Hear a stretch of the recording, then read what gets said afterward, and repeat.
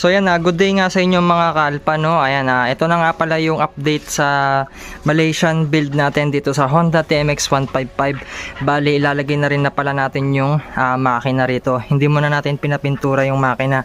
So bali winawashing muna natin siya kasi na-stuck siya ng ilang araw. So kasama ko yung pinsan ko, shoutout kay Don King, tsaka sa builder natin na si Shanmar. Ayan, siya yung tagapag alaga nitong motor natin. So bali ito yung mga pyesa niya, nakabox. Ayan, halos nandito lahat. Tapos nandun pa yung iba sa sala niya. Ito yung makina. So bali ilalagay na rin natin itong makina niya mga kalpa, no. So bali ilalas na lang natin itong sprocket set. So mga ngalawang kasi kapag kaknabit agad natin itong kadena tsaka yung sprocket tsaka yung mga taillight siguro. Ayan, lilinisan natin no. So bagong repaint lang itong mga to pero inalikabok na. Ayan, na-stuck siya ng matagal Ayan. So kung gusto ninyong bumili, gayahin yung build natin, meron tayong iwan na mga link dyan sa baba sa pin comment at dyan sa description box para pagka gusto ninyong umorder, rekta Shopee na po kayo mga kalpa.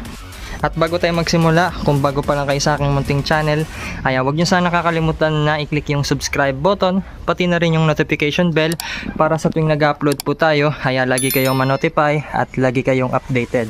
At simulan na natin.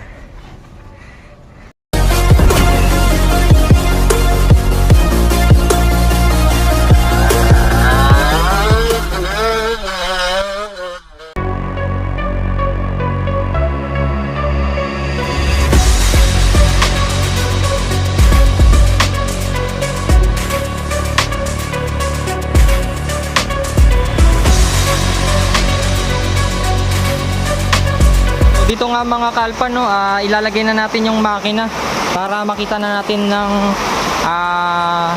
yung itsura niya, yung kabuuan. So kakatapos lang natin magwashing kasi sobrang alikabok. Ayun, inabutan na tayo ng malakas na ulan. Dapat sa labas tayo pero sobrang lakas ng ulan. Ayun, winashing lang natin siya para malinis.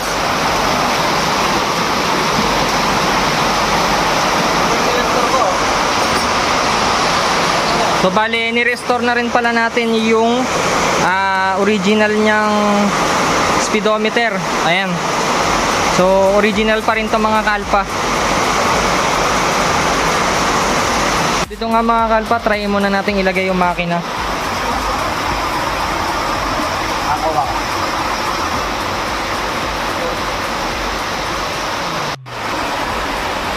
Ayan kahit umulan, gumagawa pa rin tayo para matapos na natin. Dito sa mga nagtatanong kaya natagalan tayo na i-build to kasi pera din yung problema natin mga kalpa, no. And nag-ipon pa ako para ma-build na natin to. Di bali malapit na siyang matapos. Na-sprayan muna natin ng WD-40.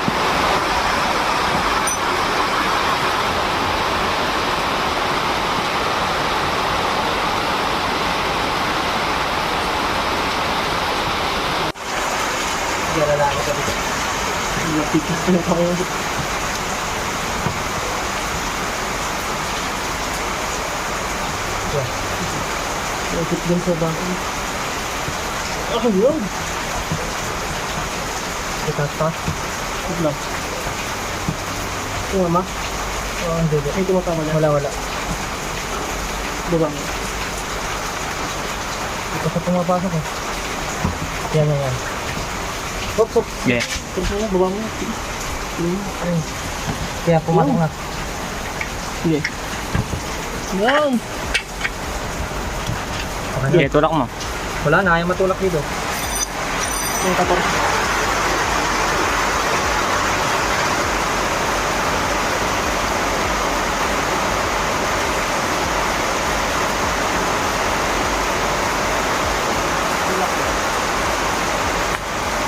Ayan. Yan. Yan. Yan. Yan lang pala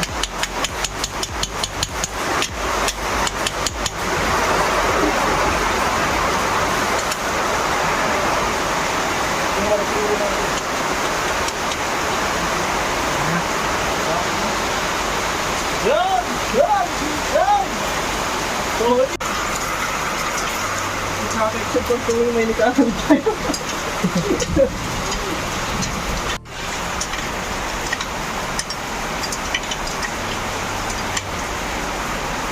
Hindi talaga may huwaka yung gas-gas. Normal lang yan.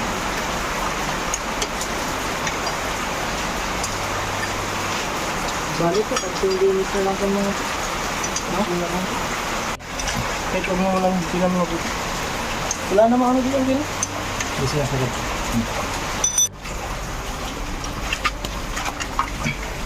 Okay. Purarin muna natin yan. Hanapin natin yan.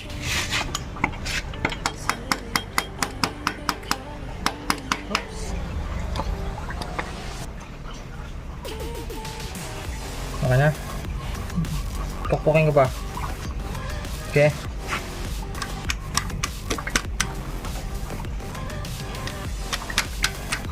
Okay, sagad na yan. Ito para linisin mo natin.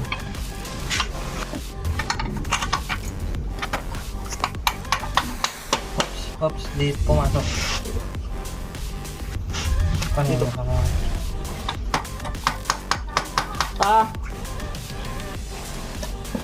Bakit?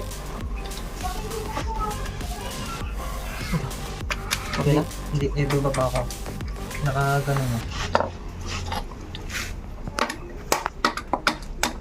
Tignan mo dito.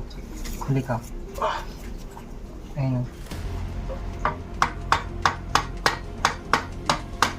Dapat mapagalan siya. Mapagalan ng konti.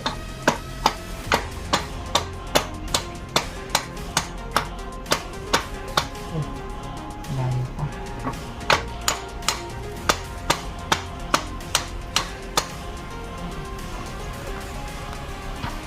Okay, galaw-galaw mo lang. Yun. Ang laro-laro. Hindi ako lang.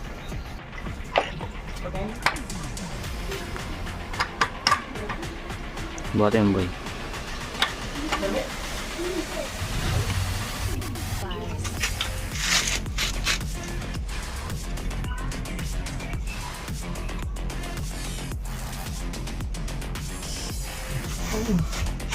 Di ba baliktad tong tornilyo na nakita? Dapat dito din sana. Dito sana yung tornilyo pa lang. Bababas pa lang. Ito mga kalpa, ilalagay na rin natin yung ram air na binili natin. So ilalagay na natin yung manifold. Tinanggal kasi natin kanina kasi tumatama siya dito sa chassis. Ayan, nire-ready na natin siya. So saktuan lang to, standard size. Pang kwanto pang Aerox na B2. So pag ganito siya, pag ipapalabas kasi natin siya, hindi makakabit yung side cover. Ayan, ganyan siya. Dapat palob siya. Ayan. Kakabit na rin natin siya mga kalpa. Kuha ka ng Quanking screwdriver. Kunin yung maliit na ba?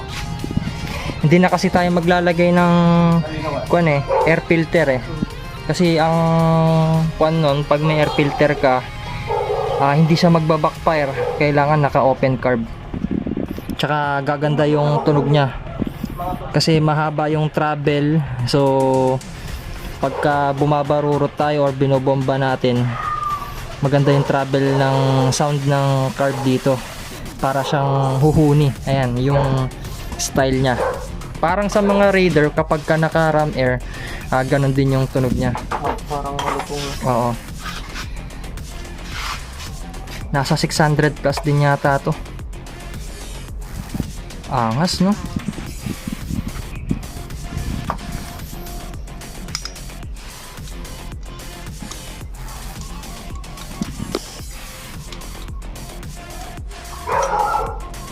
Paano kaya ang diskarte ng baterya niyan par pag ganun na lang? Dito na lang sa side. Oo. Gagawin ko na lang. I-weldingan ko. Yung nakahang siya.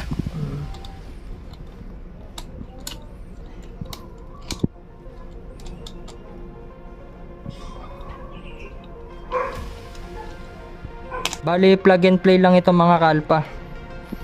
So may mga jettings naman tayo. So itotono na lang natin siya. kung hahagok. Pero sa tingin ko hindi naman hahagok tong carburetor natin kapag ka naka ram air. Sa TMX 125 pag naglagay kayo ng ram air, kahit mag tono kayo ng jettings, hahagok pa rin siya, parang nalulunod. Ito kasi 155, maganda itong ram air kapag ka naka 155 kayo. Bali dito mga kalpa, tatanggalin natin yung sa swing arm. So ilalagay natin itong King Drag na swing arm cover na chain guard protector. Ayan, kulay pula para litaw na litaw siya. Magbubutas tayo dito par. Oo, dito nyo. Pang sniper tong nabili ko eh. Ayan, may sticker pa siya oh. Mura lang to sa Shopee, 98 pesos lang to. Sa labas, mabibili nyo to nasa 350 or 300.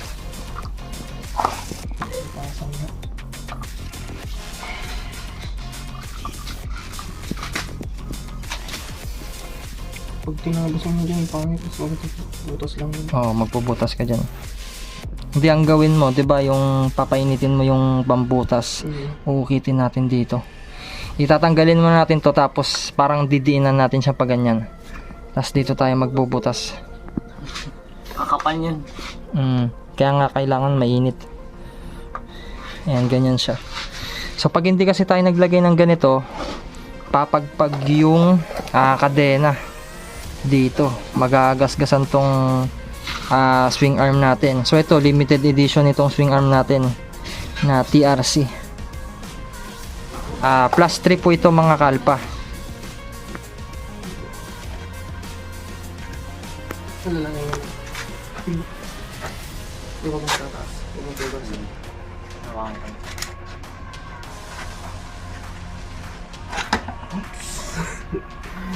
Wala mo. Sagot. Kontra mo ito.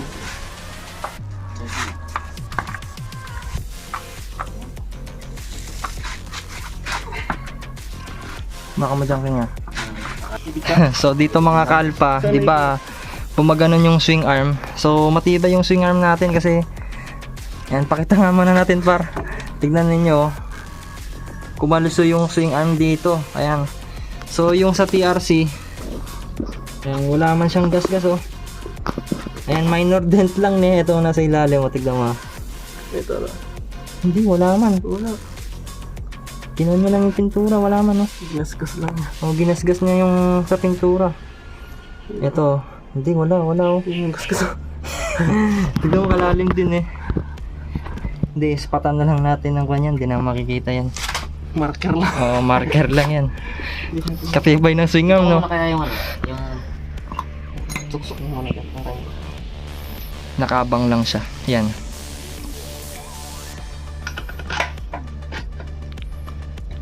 ayun lang.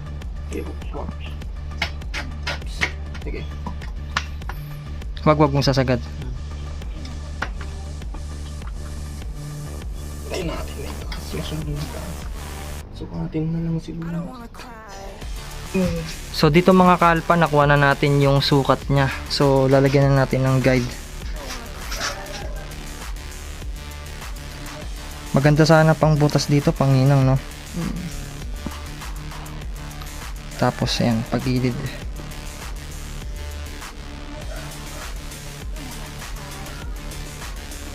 Maganda nga yun, panginang. Kasi bubutasin mo lang eh. Ito mga kalpa, papainitin lang natin yung panginang, no? Buti na lang may panginang tayo. Para isang butasan na lang yan. Tapos pagka nabutas natin, lilinisin na lang natin. Lalagarin na lang siguro natin para malinis siya. Hindi pa mainit na. Mainit siya. Mainit siya.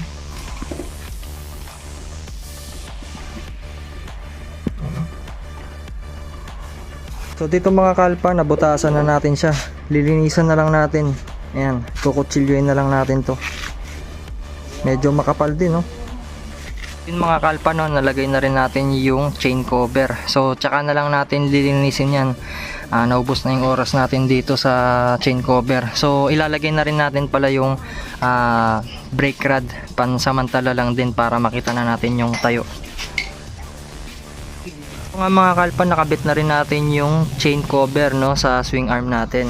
Ayan, ganyan ang itsura nya.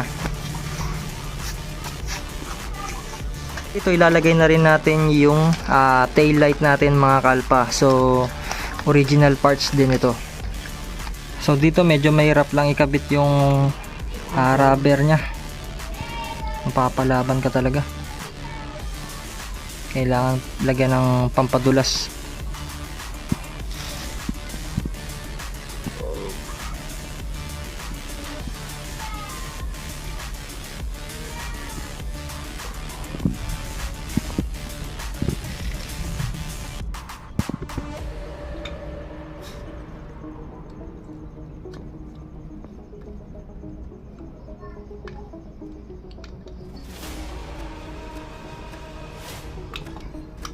Yan.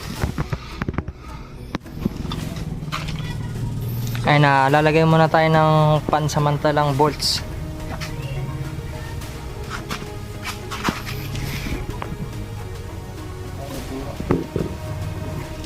Okay.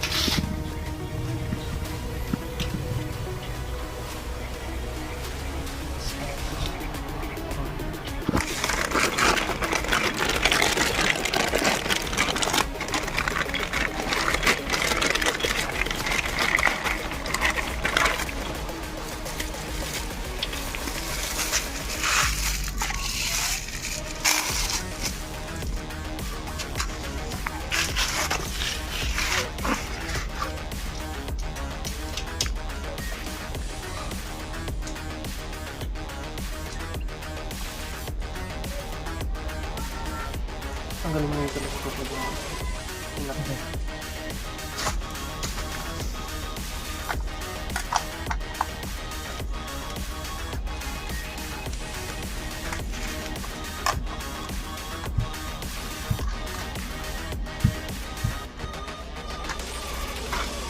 Kasama na dito na. Ay dito. Diba? Timpla ka, diba?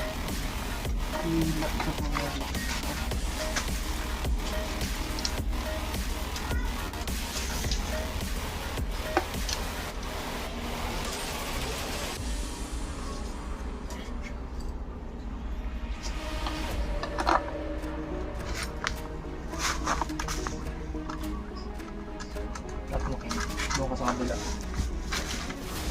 Doon ka sa kabila. Cut mo muna. Try na to. Try na to.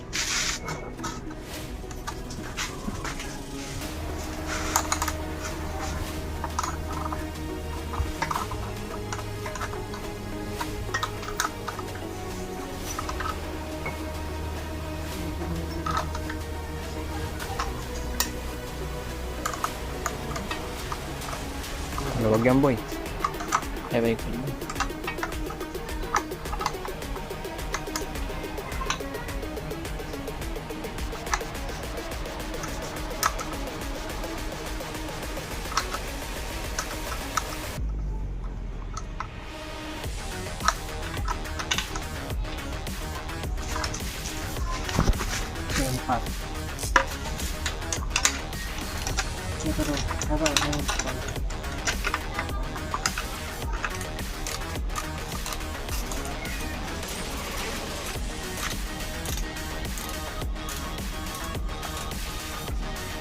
Ano?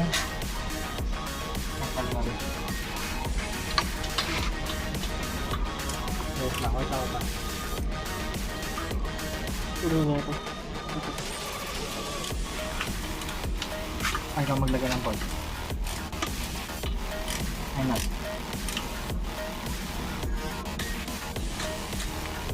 Pumasok pa. Hindi lang, sumagad ka dito. Yung water doon. Dito ko sa lagi ng pangbaras. Meron na tayong nalalagyan.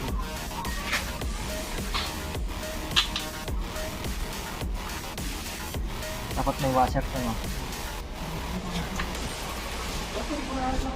Dito ilalagay na rin natin yung stock niya na speedometer. Bale, ni-restore pala natin to. Siya yung nag-restore. Ayan, sa mga gusto magpa-restore, PM nyo lang siya, Shanmar de los Santos. Pwede mo na ikabit. Mapaganahin lang. Hindi ko napapaganahin yung... Mga ilaw. Sulit, ano yung nasa? Okay. Kaya ka na yun.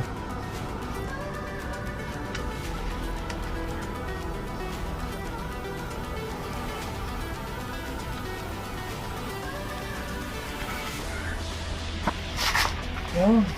Paikpitan mo.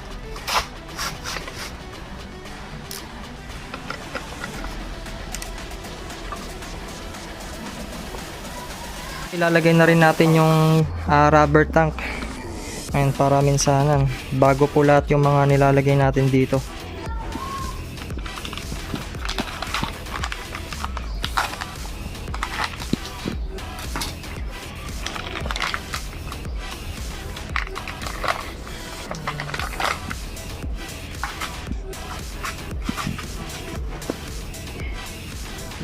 Meron na sana yung tangke. Hindi, nakabang lang sana. Para sasalpakan na lang yung kanyang tangke. Yung sa upuan, super flat seat papagawa ko doon. Ikaw kung paano yung flat seat niya. Ito, okay na. 11.5.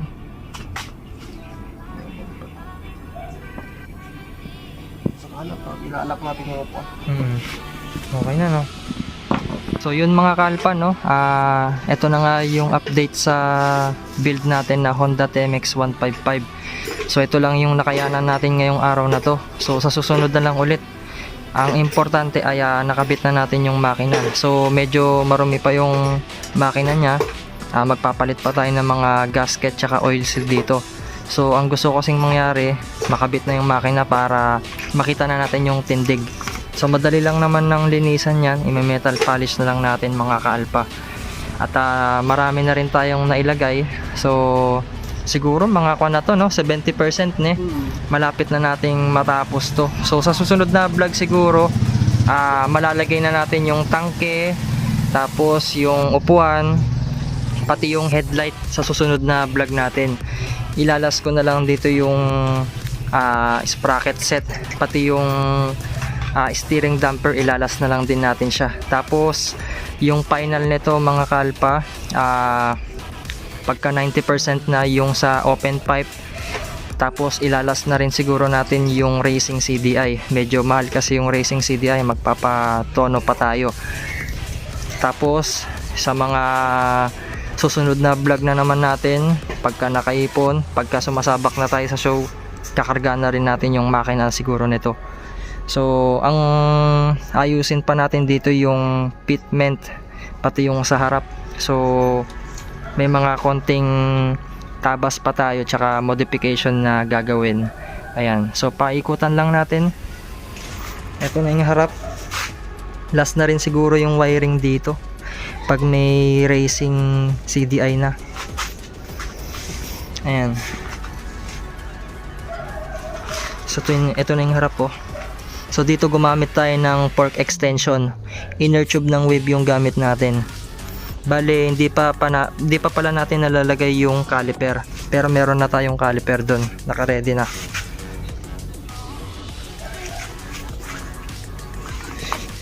So ito yung likod.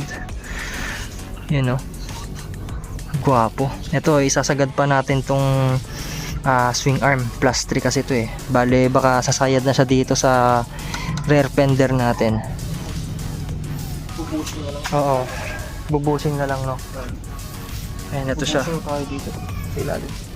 Para angat na. Tapos nalagay na rin pala natin itong ram air. Ayan. Ito yung carb niya. Napakaangas. Ayan. Ito yung harap. Pati yung hydraulic natin na pang front brake, naka-ready na rin. Tapos yung sa kaliwa, kukunin ko yung hydraulic clutch doon. Dilipat din natin dito. ipapartner natin kasi kulay pula yung hydraulic clutch natin, ipapartner natin sa caliper. So yan mga kalpa, dito na nga magtatapos yung vlog series natin sa Honda TMX 155 na Malaysian build. At sana patuloy nyo pa rin akong suportahan at patuloy pa rin kayong sumabaybay dito sa channel natin, no. So yung mga parts natin dito ilalagay ko sa description box, sa pin comment tsaka sa description box, para pagka gusto ninyong umorder, kinlik nyo yan, rekta Shopee na po kayo. At huwag nyo sana kakalimutan na mag-subscribe sa channel natin and i-click yung notification bell para sa tuwing nag-upload tayo ay lagi kayong ma-notify at lagi kayong updated. And thanks for watching. I know gold is not enough.